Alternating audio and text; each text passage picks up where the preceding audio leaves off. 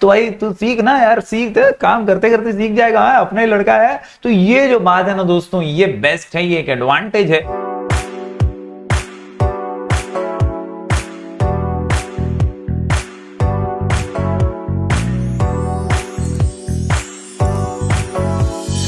Hello everyone, मैं हूं जयेश राजगौर और स्वागत है आप सभी का इस नए इंटरेस्टिंग यूट्यूब वीडियो में। दोस्तों हम पढ़ रहे हैं क्लास 11th का OCM यानी organisation of commerce and management. ये है chapter number 4 forms of business organisation 1 का लेक्चर नंबर 9। जी हां दोस्तों, पिछले कई वीडियोस में हमने अलग अलग फॉर्म्स ऑफ बिजनेस ऑर्गेनाइजेशन को जाना। सोल ट्रेडिंग कंसर्न हो या पार्टनरशिप फर्म, इनके मेरिट्स डीमेरिट्स फीचर्स को जानने के बाद हमने पिछले वीडियो में जॉइंट हिंदू फैमिली बिजनेस के फीचर्स और कैरेक्टरिस्टिक्स को जाना। आज की इस वीडियो में डिस्कस करेंगे advantages and disadvantages of joint Hindu family business. जी हां दोस्तों, जैसा कि आप जानते हैं हर सिक्के के दो पहलू होते हैं। एक तरफ कुछ होती हैं अच्छाइयां तो कुछ दूसरी तरफ बुराइयां भी होती हैं, कुछ कमियां भी होती हैं। और इसीलिए आज की इस वीडियो में हम देखेंगे एडवांटेजेस क्या है जॉइंट हिंदू फैमिली बिजनेस के फायदे, और दूसरी तरफ हम देखेंगे कि क्या है डिसएडवांटेजेस इस पर्टिकुलर बिजनेस ऑर्गेनाइजेशन के। तो चलिए बढ़ते हैं इस वीडियो की तरफ। आप बने रहिएगा अंत तक इस वीडियो के अंदर। अगर आप इस चैनल पर नए हैं तो जरूर से सब्सक्राइब कीजिए, बेल आइकन दबाइए, क्योंकि यहां आपको लगातार ऐसे ही इंफॉर्मेटिव वीडियोस मिलते रहेंगे। तो दोस्तों जब बात करते हैं advantages of joint Hindu family business की, तो याद रखिए दोस्तों आसान सा आंसर है। 5 इंपॉर्टेंट एडवांटेजेस हैं, 5 इंपॉर्टेंट पॉइंट्स हैं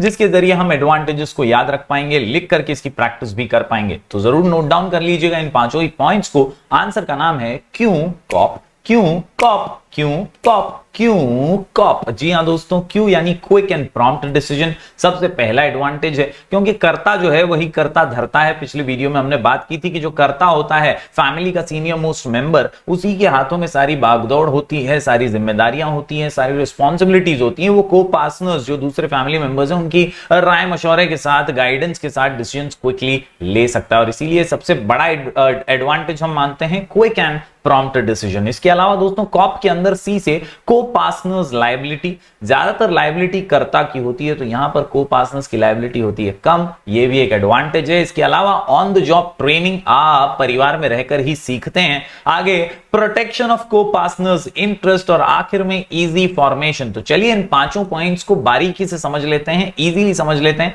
आप जरूर नोट डाउन कर लीजिए शॉर्ट कोड के साथ क्यों कॉप। चलिए बढ़ते हैं आगे। दोस्तों सबसे पहले अगर बात करें क्विक एंड प्रॉम्प्ट डिसीजंस की, तो याद रखिए द कर्ता is the senior most family member, सबसे सीनियर होता है। और कर्ता एक्सपीरियंस और नॉलेज के बेसिस पे कामकाज करता है। कर्ता has experience and knowledge of the family business. कर्ता टेक्स ऑल बिजनेस डिसीजन, सारे निर्णय तो वही लेने वाला है, क्योंकि वो घर का बड़ा सदस्य है, इंपॉर्टेंट सदस्य है, सभी रिस्पॉन्सिबिलिटीज उसके हाथ में है। और इसीलिए all the business decisions are taken by the karta. Karta can take right and quick decisions at the right time on the basis of his experience, यानी अपने एक्सपीरियंस के बेसिस पर, अपने एक्सपीरियंस के आधार पर ये जो है कर्ता ना वो अपने सही डिसीजंस लेता रहता है, और इसीलिए क्विक और प्रॉम्प्ट डिसीजन लेने में सक्षम रहता है। बढ़ते हैं दोस्तों आगे। अगला पॉइंट है को पार्टनर्स लायबिलिटी। जी हां, लायबल टू पे, जवाबदेही किसी की तो होनी चाहिए। ऐसे में दोस्तों फैमिली बिजनेस है तो फैमिली मेंबर्स तो बहुत सारे हैं,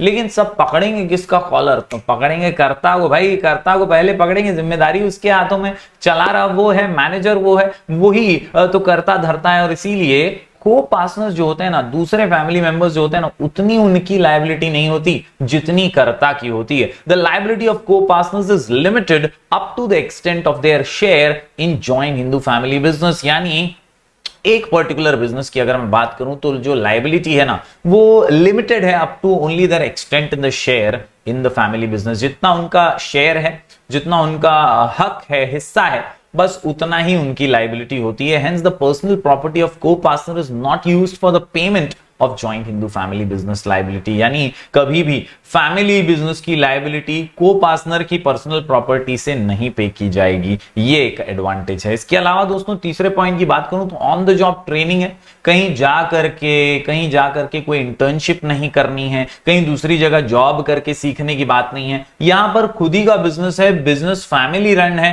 तो फैमिली बिजनेस होने की वजह से आप फैमिली में पैदा हुए हैं, फैमिली का बच्चा है, तो भाई तू सीख ना यार, सीख, काम करते करते सीख जाएगा, अपना ही लड़का है। तो ये जो बात है ना दोस्तों, ये बेस्ट है, ये एक एडवांटेज है। अगर घर परिवार का है तो फिर वो ऑन द जॉब ट्रेनिंग काम करते करते सीखता रहेगा। The members of join Hindu family business get training of the business skill automatically. They also observe the management of karta को भी बारीकी से ऑब्जर्व करते हैं, सीखते हैं उससे भी। They learn many business tactics on the go. बढ़ते हैं दोस्तों अगले पॉइंट की ओर, ये है protection of co partners interest. तो ये कर्ता की जिम्मेदारी होती है कि वो जो है सभी का ख्याल रखे।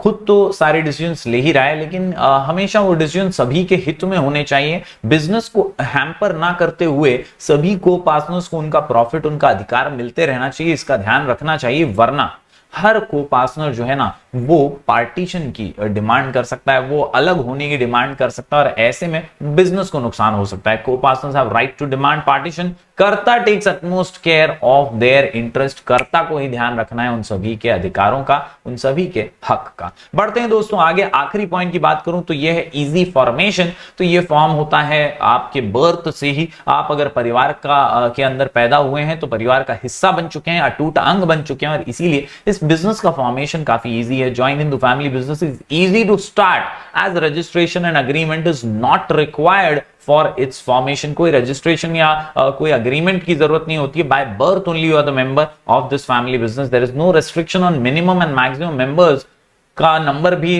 कोई ऐसा रिस्ट्रिक्शन नहीं है कि 5 ही मेंबर होंगे, 10 ही मेंबर होंगे। यहां पर तो भाई परिवार है तो परिवार तो बड़ा हो सकता है कि नहीं, हम साथ साथ हैं, बढ़ाते जाओ। Yes, it comes into existence as per Hindu law, और इसीलिए दोस्तों यहां पर फॉर्मेशन काफी इजी होता है। तो ये 5 पॉइंट्स थे दोस्तों, हमने पढ़े क्यों कॉप के माध्यम से। उम्मीद करता हूं आप लिख करके नोट डाउन जरूर कर लेंगे। चलिए बढ़ते हैं, आप सिक्के के दूसरे पहलू को देखते हैं। ये थे सारे एडवांटेजेस क्यू कॉप के अंदर। क्विक एंड प्रॉम्प्ट डिसीजन, को partners liability, on the job training, protection of co partners interest, और आखिर में इजी फॉर्मेशन। अब देखते हैं सिक्के के दूसरे पहलू को, ये है डीमेरिट्स या हम कह सकते हैं disadvantages of join Hindu family business. यहां पर भी 5 पॉइंट्स है दोस्तों, और आंसर को आसानी से समझने के लिए, लिख के प्रैक्टिस करने के लिए और अच्छे मार्क्स लाने के लिए हमारा शॉर्ट कोड है नो पुल। नो पुल, नो पुल। जी हां दोस्तों, नो सेपरेट लीगल स्टेटस पहला डिसएडवांटेज, यानी इसका कोई अलग से लीगल स्टेटस नहीं है भाया। और no direct relationship between effort and rewards. यहां पर लफड़ा यह हो जाता है, कर्ता बहुत मेहनत कर रहा है, बहुत मेहनत कर रहा है, बहुत मेहनत कर रहा है, लेकिन रिवॉर्ड तो सबको मिल रहा है, यानी सेवा करे एक, मेवा खाएं बाकी। ये लफड़ा है, ये एक डिसएडवांटेज, ये एक डीमेरिट है।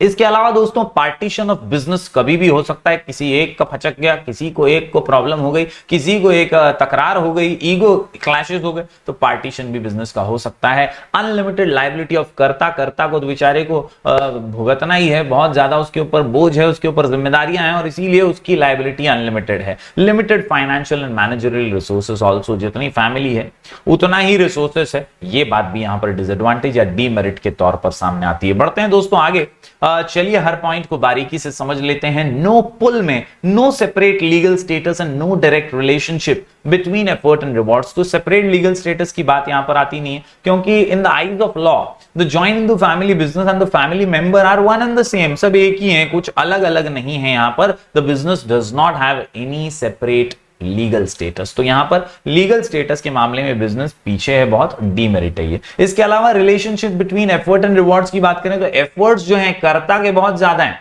रिवॉर्ड उसको बहुत कम है।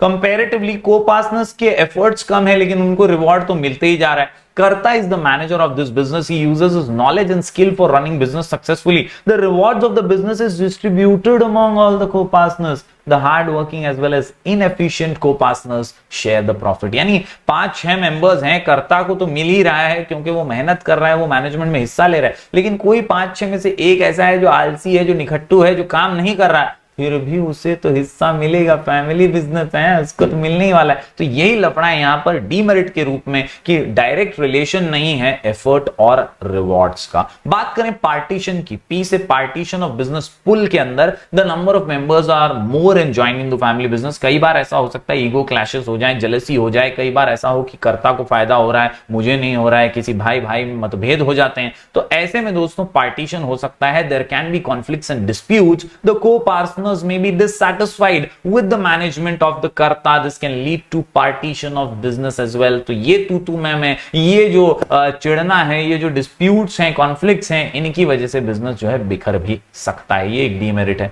इसके अलावा अनलिमिटेड लायबिलिटी ऑफ कर्ता, ये तो अन्याय है ही. कर्ता जो है इसके ऊपर सारी जिम्मेदारियों का बोझ है. कहीं ना कहीं जो आउटसाइडर्स हैं वो कर्ता को ज्यादा लायबल मानते हैं. कर्ता always faces the risk of unlimited liability. को पार्टनर्स की लायबिलिटी लिमिटेड, याद रखिए, को पार्टनर्स की लायबिलिटी लिमिटेड, लेकिन कर्ता की unlimited. Yes, if the business assets are not sufficient for the payment of business liabilities, then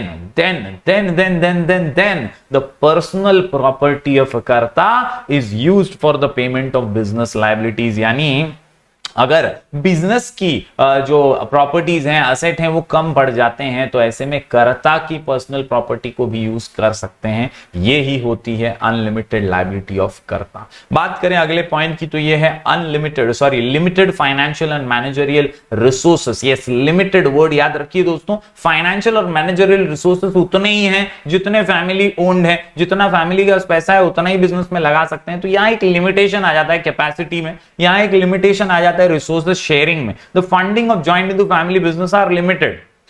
ancestral property, जो प्राचीन काल से जो पुश्तैनी हवेली, पुश्तैनी हमारी जायदाद, जमीन, वही चलते आती है. और ancestral property is used as a capital of joint into family business. यहां पे कर्ता में और में not possess expert managerial skill also. ऐसा जरूरी नहीं कि कर्ता एमबीए हो, कर्ता जो है वो डिग्री वाला है, वो बिजनेस को फला फूला देगा. ऐसा जरूरी नहीं है ना, हर बार हर केस में तो ऐसा नहीं हो सकता. So there is limited scope of expansion as well. तो यहां पर दोस्तों नो पुल हमने देख लिया. No separate legal status, no direct relation.